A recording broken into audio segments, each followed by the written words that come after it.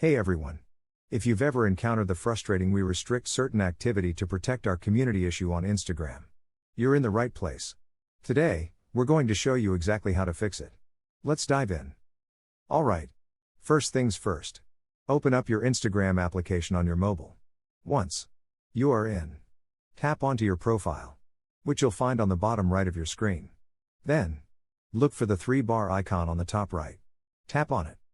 Now, head over to Settings and Privacy. Scroll all the way down until you find Help. Tap on it. Once you're in the Help section, click on the Report a Problem. And then tap on Report a Problem. And then select Include and Continue. Now, here comes the important part. Describe the issue you're facing. In this case, it's the "we restrict certain activity to protect our community" problem. Once you've explained the issue, tap on Send located on the top right corner of your screen. Now, all that's left to do is wait for Instagram to respond to your report. And there you have it. You've successfully reported the issue to Instagram. If you found this video helpful, don't forget to give it a thumbs up. Subscribe for more tech tips. Thanks for watching.